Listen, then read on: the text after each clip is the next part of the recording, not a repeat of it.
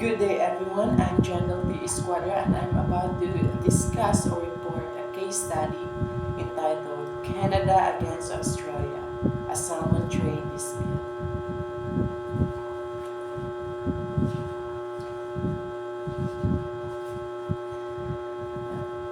In the 1990s, a trade dispute over fresh salmon arose between Canada and Australia. And Canada appealed from certain issues of law and legal interpretations in the panel report, Australia, Measures Affecting Importation of Salmon. The panel was established to consider a complaint by Canada regarding Australia's prohibition on the importation of fresh, chilled, or frozen salmon from the Canada under Quarantine Proclamation 86A, dated 19 February 1975, and any amendments or modifications thereto. In 1995, Canada complained to the World Trade Organization about Australia's restrictions on imports on fresh salmon, which were part of a quarantine measures for health purposes.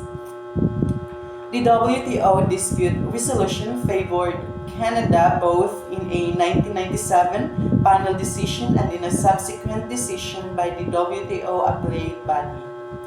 The WTO ordered Australia to lift its ban and increase quarantine requirements not only for salmon but for imports of other species of fish as well.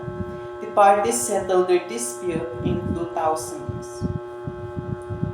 So for the case, in the mid-90s, a trade dispute erupted between Canada and Australia over importation of salmon.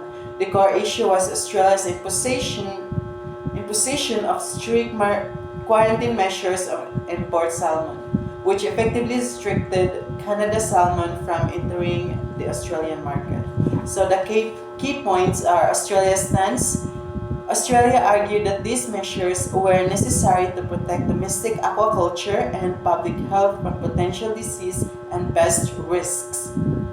They justified the restrictions as a legitimate exercise of their right to regulate imports under international trade rules. And for Canada's position, they contended that Australia's restrictions were excessive and discriminatory, lacking insufficient scientific justification.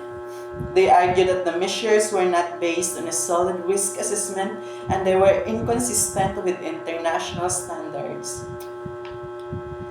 For the development of the case, so the Canada was frustrated by the Australians' intransigence.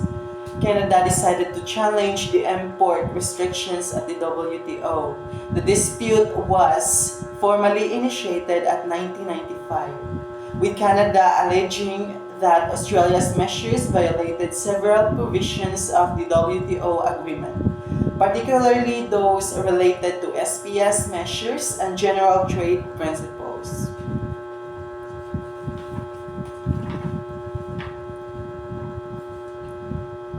So, origin of the dispute. In 1975, Australia imposed a ban on imports of fresh salmon under a quarantine regulation intended to prevent entry of imports diseases into fish stock in Australia. Australia allows imports of non-fresh salmon, including salmon that has been heat-treated or canning or smoking, which reduces the risk of disease.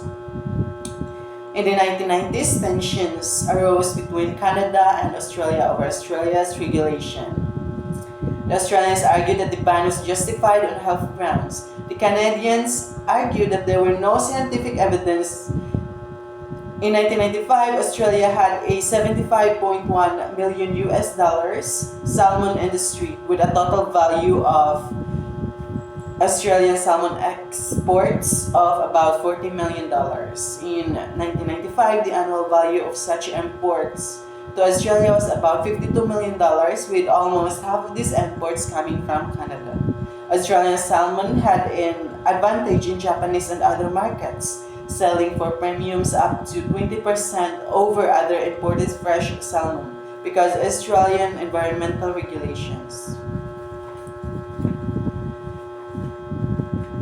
So, For the alternative solution that I have come up with, the Canada and Australia salmon trade dispute could have been resolved through a variety of alternative approaches, including diplomatic negotiations and compromise. Direct bilateral talks, open and honest dialogue between the two countries could have led to mutually agreeable solution. Second is the compromise. Both sides could have been made concessions, such as Australia easing its imports restrictions, while Canada agreeing to stricter export standards. Second is the international mediation and arbitration. Third-party mediation. A neutral third party, such as a respected international organization or individual, could have facilitated negotiations and helped find common ground. WTO dispute mechanism. While this was ultimately used, it could have been utilized more effectively through early mediation or conciliation efforts. And for the third alternative solution, we could have also a scientific collaboration. Joint scientific research, collaborative research could have been conducted to assess the actual risk posed by Canadian salmon to Australian aquaculture and public health. Harmonization of standards. Both countries could have worked together to develop and adopt common standards for salmon production and trade. So, for the decision, the World Trade Organization, or the WTO, ruled in favor of Canada, finding that Australia's import restriction on fresh salmon were not based on sound scientific principles and were inconsistent with the agreement of application of sanitary and phytosanitary measures, or the SPS agreement.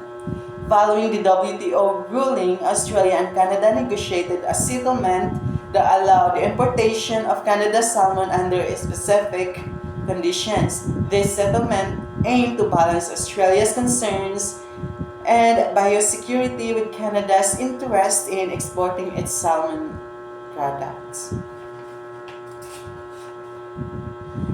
The WTO agreement on the application of sanitary and phytosanitary measures, commitments, and rights of the parties is 1. Members have the right to take sanitary and phytosanitary measures necessary for the protection of human, animal, or plant life or health.